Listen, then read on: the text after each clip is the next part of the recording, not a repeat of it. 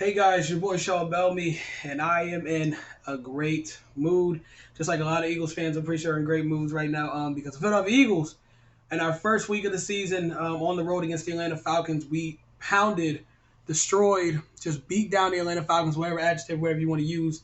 We beat the Atlanta Falcons 32-6 to start out 1-0 on the season.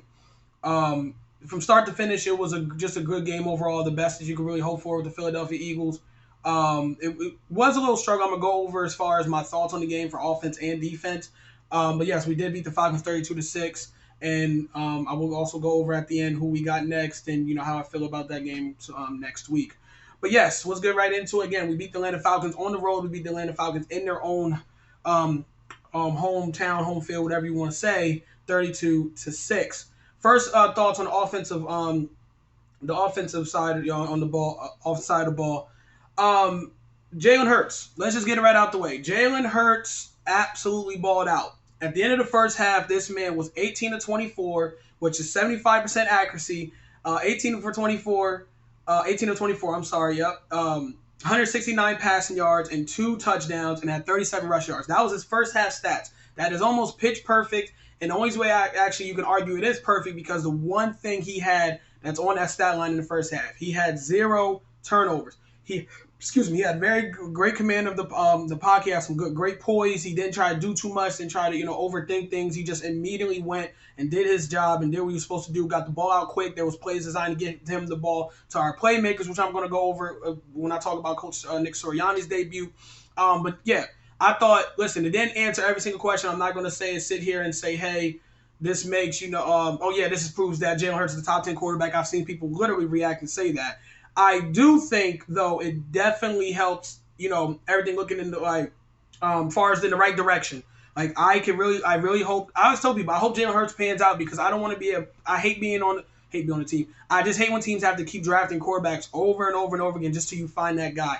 I really can't wait to see um, how he does going forward. But this was a great first step for Jalen Hurts. He balled out when I was talking about overall in the game. Like I said, the first half, 18 to 24, 169 yards, 2 touchdowns, and 37 rush yards. Overall, I should have finished saying that. And overall, in the whole game, he finished 27 to 35. Got my notes right here. 27 to 35, 264 passing yards, and 3 passing touchdowns, and ran the ball 8 times for 58 yards. He kind of gave you that full package of what you can expect when you see him play quarterback and what you saw him play quarterback when he played for Alabama and Oklahoma during his college years, and a little bit of the sprinkle of it last year when he came in for Carson near the end of that terrible season we had last year. So we got to kind of see it all with Jalen, at least on the first week. We got to see him how, like I said, the poise, the control in the pocket, not over, like I said, doing too much. He not like I said, overthinking it. He absolutely was moving, using his legs. Like I said, he ran the ball 8 times for 58 yards. He really, really understood. Throw the ball out when there's nothing there. Jalen had a great game. It wasn't perfect. There's some things he can clean up. There's everything all these guys can clean up. But I thought it was a great first step in the right direction of saying, hey, this really could be our guy going forward. I thought his connection with Devontae Smith was absolutely beautiful. This is what, for me as an Eagles fan, a ton of Eagles fans was hoping for. I was so happy. Finally, Howie Roseman got some damn sense and took a wide receiver from Alabama. This is a number 1 wide receiver we have on our team. Devontae Smith is going to be a stud.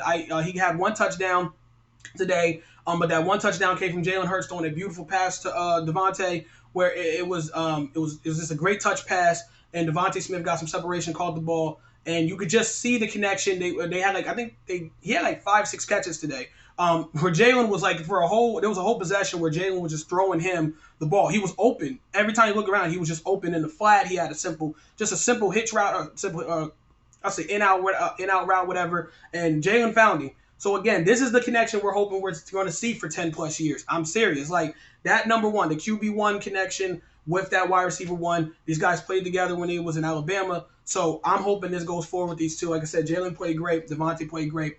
Moving on, so also on the offense, I thought was good was Nick Sirianni. I think Nick Sirianni's debut as, the head coach, finally coaching us as far as regular season.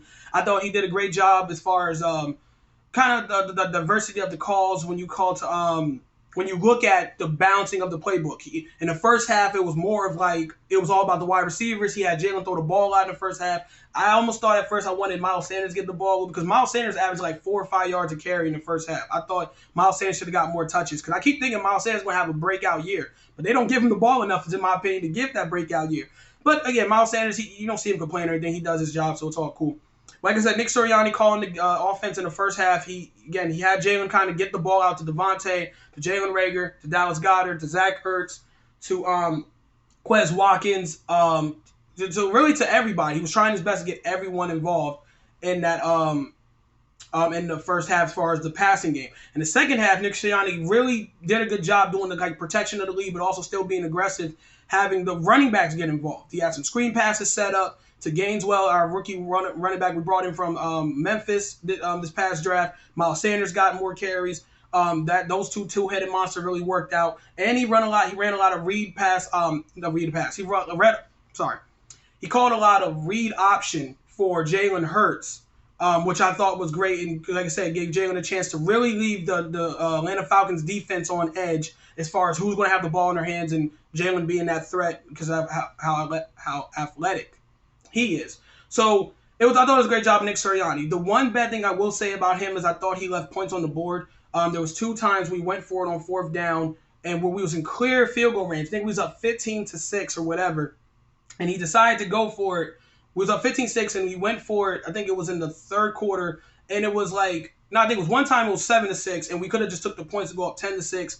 And I didn't mind him going for it on that possession. I think it was like 4th and 2 in the 2nd quarter, but it was more like the play call was just terrible. It was a terrible execution. And then the second time he went for it, we was up 15-6, and I was like, bro, just take the points. Like, it was another terrible call, and everyone was like, bro, just take the damn points so we can go up 18-6 or 21-6 or whatever. So I hope Nick Sirianni, he's a young coach, his first year coaching with the Philadelphia Eagles as a head coach. So I hope he doesn't become that aggressive person. Like, I love that he's aggressive, but don't be too aggressive where you're leaving points on the board. That was Doug Peterson's biggest problem back in the day when being our head coach. Last year, I'm talking about back in the day. Last year, the year before that, he left so many points on the board because he was always this gutsy guy that was constantly trying to go for it on 4th down when it was not necessary.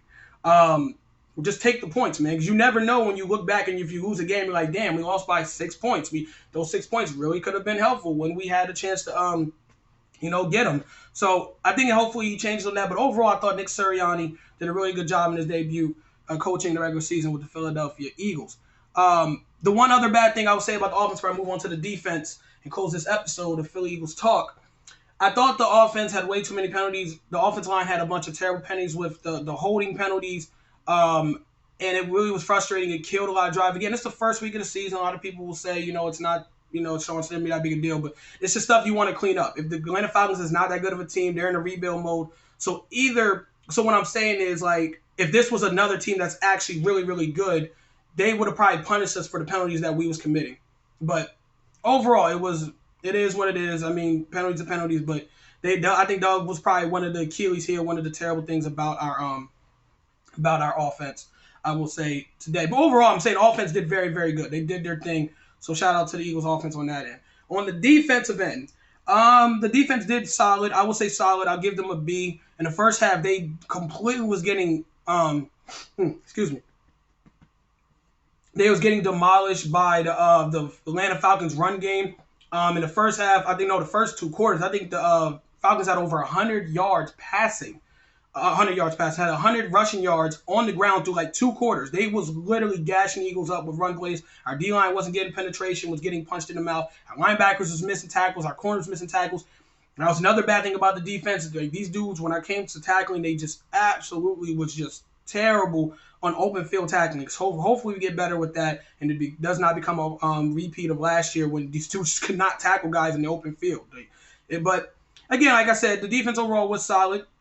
Besides that, they did settle down. It wasn't they didn't give, like I said, they only give up 6 points, 32-6. We won. But yeah, it was they did settle down, and it was a decent performance by defense. The reason why I say decent or I say solid, I'm not gonna say good or great, is because besides also, like I brought up the running game, the one thing you can also say about the defense is I felt like they got bailed out. It wasn't like they were super impressive. Our D-line was great. Our D-line was great in the second half after, like I said, the struggles against the run game. Our D-line, I think, is one of the top, at least top 5 in NFL. If that D-line is healthy with Fletcher Cox, Derek Barnett, Brandon Graham, Jason Hargrave, Derek Barnett and them dudes, I really believe that D-line is freaking nice. The Eagles pride themselves on a great defensive line, and that's usually what they get day in and day out when those guys are healthy. But the one thing like I said, they were okay, they were solid as a whole on the defensive unit, was because the Falcons had so many boneheaded, just stupid penalties that killed the Falcons' offensive drives. The offensive possessions by the Falcons was killed so much because of these dumb penalties. Even with the Falcons, if the Falcons was holding for no reason, they had, for some times they did not need to hold on certain plays. They was getting offensive pass interferences when they shouldn't have gotten them. Like, they was right calls by the refs, but it was just dumb that the Falcons was committing these penalties. It was just unnecessary, and that, you can argue, was a big reason why the Falcons was not able to score more than 6 points after they was doing so well moving the ball against us in the first half. This wasn't a clean victory by the Eagles defense by any means until later in the game when the offense kind of put the game out of reach. So I'm not going to give them a huge pat on the back for that. I know a lot of people saying the Eagles defense looked great. I saw some overreaction where someone said our defense looked top 5. It did not. I think if the Falcons was a more competent team and if we was facing a team that's like a better team than obviously the Falcons, they would have made us pay for all those penalties. They would have made us pay for all those mistakes that we was giving the Falcons. But again, the Falcons just kept shooting themselves in the foot. But yeah, again, it is what it is, man. I'm not gonna sit here and complain a lot. It was a great win, great way to start the season. We won 32-6. The team we face next week at home, I believe, is the San Francisco 49ers, who just won their game against the Detroit Lions 41-33. So that matchup should be, I don't say it's a huge test. I'm not even gonna say maybe we'll find things out more about the Eagles, this young Eagles team, after that game, because I think the Niners are a little better than the Falcons, but again, I don't know. They're just as weird in my opinion. It's not weird as far as like I'm saying weird is like I just don't know about their team. Jimmy Garoppolo's gonna be under center. I think we can get a lot of pressure on Jimmy Garoppolo, and Jimmy Garoppolo has shown that if there's pressure in his face, he is bound to make a ton of mistakes. So as long as our D-line eats and does well, and Jalen and them keeps, and Nick Sirianni calls just a good game, goes in there with a good game plan like he did against the Falcons, keep it balanced, try to exploit the weaknesses that the Niners have like they did against the Falcons, we should win that game. We should win that game. I'm going to I'll do a prediction now. Maybe we'll beat the Niners. We can beat them by, I will argue, by 3 touchdowns. I really do believe that game is going to be another fun week for Philadelphia. It's not nothing guaranteed. Again, the Eagles have let us down before, but I think that game is definitely winnable. I was more nervous about the Falcons game, even though I didn't really know much about the Falcons or what we was going to expect from Atlanta, versus the Niners. I always thought the Niners was a winnable game when I looked at the schedule in the preseason and going forward. So yeah, 1-0. We're 32-6 over Atlanta. It was a great Sunday. And I get to rest today, and it was nice making this video. I told everyone on Twitter, it is so much easier to make a video when the Eagles win. I did not want to get on here and bitch and moan and be like, oh my goodness, time to overreact like everyone does. It was a great start, though. Great start to the season. Yeah, that's it, you guys. The end of this episode of Philly Eagles Talk. I'm out. Peace.